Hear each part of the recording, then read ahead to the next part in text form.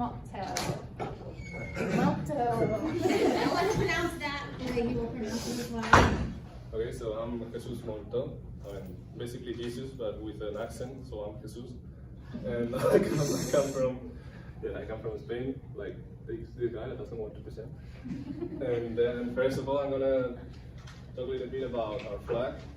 Like, this is our flag. Like, the colors basically mean like the red is like the blood lost by the Spanish during the conquest, like 500 years ago in the world. And the yellow color is from the wealth that we achieved and also I think. Then the shield is formed by symbols of ancient peninsular kingdoms.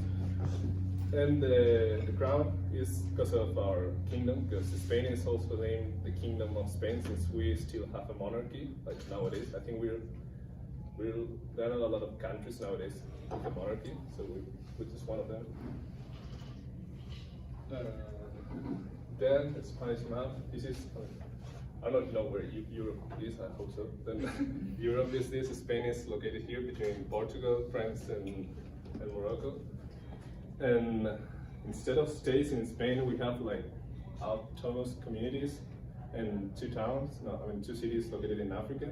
So you can see here, all these are different communities, like states, but it's different. And then we have two communities to the west of Africa, two islands, and another one right here, and these two are the autonomous cities in Africa. And the capital of Spain is just in the center, just in the middle of Spain, that's Madrid. Well, I'm gonna speak like a little bit about stereotypes about Spain, and I'm not sure that a lot of people, I've heard a lot of times, and they're not very real. First of all, we don't know how to dance the flamenco. You know what it is, but no, we don't. I mean, I think that the 90% of the Spanish population has no idea how to dance it, because it's like a native dance from the south of Spain, and not even everyone from the south of Spain knows how to dance it, because it's like very hard. You have to be very coordinated and stuff. And it's hardly the only dance in Spain. There are a lot of regional dances. Almost every region, every autonomous community in Spain has its own dance. Then bullfighting is universally loved. This is not true, because it's like the symbol of Spain. A lot of people, when they think of Spain, they think of a bull and stuff, but that's not true, because actually bullfighting is very controversial in Spain. There are a lot of anti-bullfighting associations throughout the country, and there are some regions where it's prohibited, and there are actually a lot of politicians who want the bullfighting to be prohibited in all the country, because they're like this debate about if it's animal abuse or tradition, and they always talking about that. I personally don't like it. So then, this is something that a lot of people say we like to take that lately. It's kind of true, because it's very typical to Spanish guys to take like a nap, like 3 or 4 days a week, like 2 hours nap. For example, from 3 p.m. to 5 p.m. is nothing exaggerated. And we're quite proud of it at that time, but that's not really true. Then we spend our time partying. Well, she says, okay, this one has a lot of truth, but because it's like anything can be turned into reason for partying, but because our calendar, you go to Spain, like every 2 weeks, we have holidays, we have like some famous parties, as La Tomatina or San Fermin, I don't know if you know them, but that's probably the most famous one. And others that you definitely never heard of, but that doesn't mean that we'll go to all of them.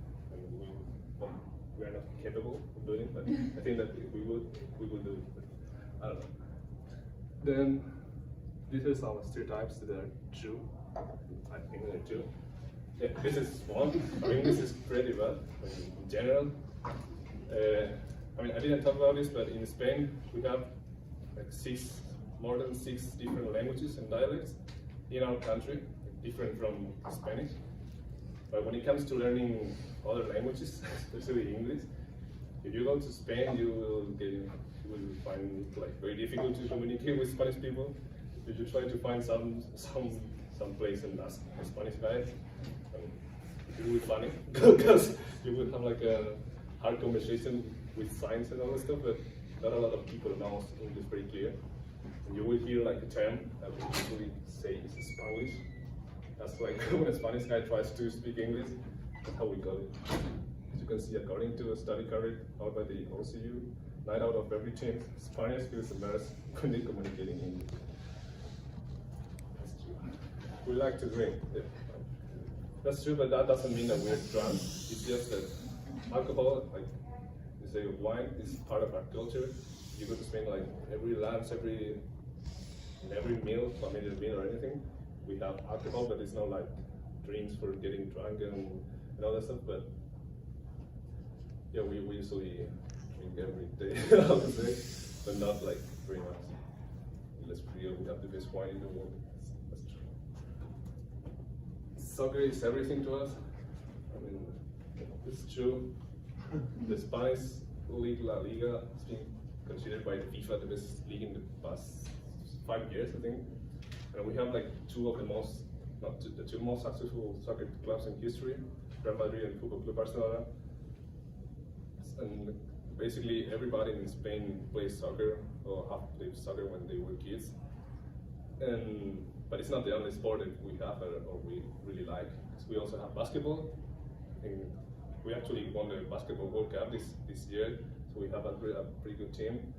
Then we also have a lot of tennis players. We have, I don't know if you know about Rafa Nadal, but it's like one of the best tennis players in history too. He's Spanish. Then we're also very good at motor racing. Like actually we have Marc Marquez that are like one of the best riders in the world too. And also in Formula One, we have Fernando Alonso. We have a lot of athletes in different sports that are pretty good, but the soccer is like the main sport, the most important one. And then last thing is that we're not for, I mean not me, but we cook well because we have like a lot of different grease using, like gazpacho, pisto, cocido, and stuff. And the most famous one, the Spanish potato tortilla. Whatever. We have like 131 Michelin-starred restaurants, of which 8 have the highest rating possible, these 3 stars. So if you go to Spain, you will probably find very good restaurants everywhere you go. And then these are just the 3 most typical dishes in Spain. This one is tortilla. I think that Belen did one of these last semester in international cooking. This is like a mix of eggs, cheese, bread and potato. Made like a piece of it, like bigger, and this is pretty good. Then this is like paella. It's like this rice. It's basically rice with a lot of condiments and vegetables that give the rice incredible taste, and it's like the most typical dish from where I'm from my region, and also a very famous one from Spain. And this is jamón. This is like a fundamental dish in every meal, in every lunch. This is made from the leg of the pork. This is made in like very thin pieces, and it's like ham. But if you go to Spain, you will probably see this every day. And finally, I just chose some places that you must visit in Spain. This is Barcelona, one of the most important and beautiful cities in Spain. Population of 5.5 million. This is in the northeast of Spain, it's close to the beach. And this is actually an Olympic city since it had Olympic Games of 1992. And well, you can see it has some historical monuments. This is La Sagrada Familia. This is a building from Gaudí that he planned to build before he died. And it's still, I mean, the construction is still going on. And I think it started like 20 years ago, and it's still expected to be constructed until 2040, I think. It's like very hard, and it's like very big and a lot of things. Then Madrid, the capital of Spain, one of the biggest, most popular cities in Europe, 6.5 million inhabitants. And well, that's it. It's like Madrid, one of this. It's very beautiful. It has a lot of things. You need a lot of attractions, a lot of different places. It's just not the city itself. It has a lot of mountains surrounding and a lot of different places that you can visit, like the stadium, for example, soccer stadium, very impressive place. This is Los Pirineos, the Pyrenees mountain. This is like these are the mountains that separate Spain from France, and are the tallest place in Spain. They rise like 3,400 meters elevation. I don't know in feet, to be honest. And this is a pretty good place to go hiking or go as a tourist or to do skiing.